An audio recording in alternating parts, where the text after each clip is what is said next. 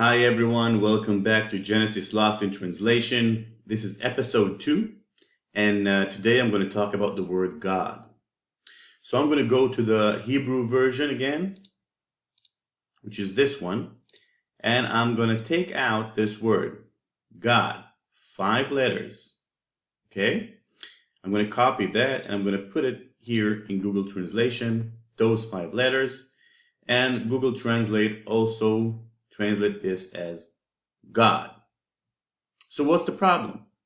What are you missing out in the English translation? Well, let me show you. If you want to say God, you don't need 5 letters. You need only the first 2. Let me take those off and let me show you that you're still staying with the word God. You can see it over here. God, these 2 letters. It also shows these 5 letters, but this is only because no one understands the difference. Well, almost no one. Let me show you the difference. So if I'm adding to those 2 letters that now say God, I'm adding the 3rd one. See? You can see it down here. It's this one. So I'm adding this one. It's called Hey. I'm adding this one, and suddenly I have goddess. This is how it works in Hebrew. For many male words, we add this suffix, this letter, and it turns it to female. So that's what happens here. I'm putting God, adding this suffix, and I'm getting goddess. But if I'm adding the rest of the word, the last 2 letters, it goes back to God. Does that make sense? No, it doesn't. Also, this suffix, these 2 letters in Hebrew, represent that you're talking about something that is plural, that you have many of. Let me show you. It's like an S in English. This is like adding an S, and I'll show you. I'll take the word crow, for example, in Hebrew, orev. It will be translated over here. You can see crow.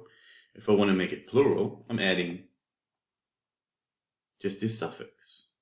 I'm adding the suffix and I have crows. Same thing in many, many words. Okay? Star. Okay? Let's take the word star, for example. This is star. I'm adding the suffix, yud mem. I'm getting stars. So why, when I'm doing goddess, adding the suffix, yud mem, it goes back to the male version of it? Well, that's because it's wrong. It should be in plural.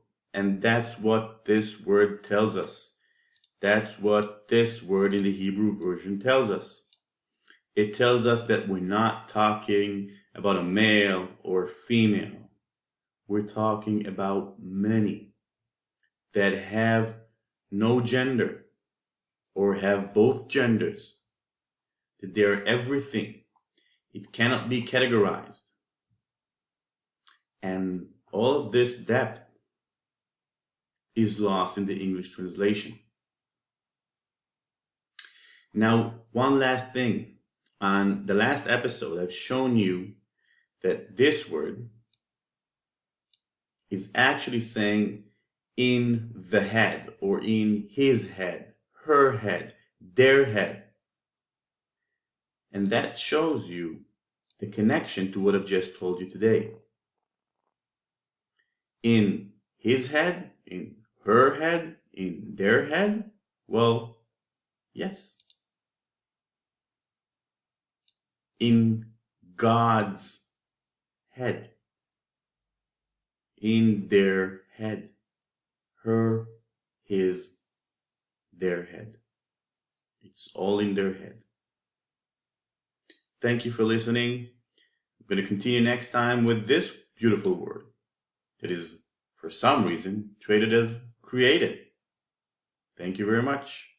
Have a wonderful day, guys. Bye-bye.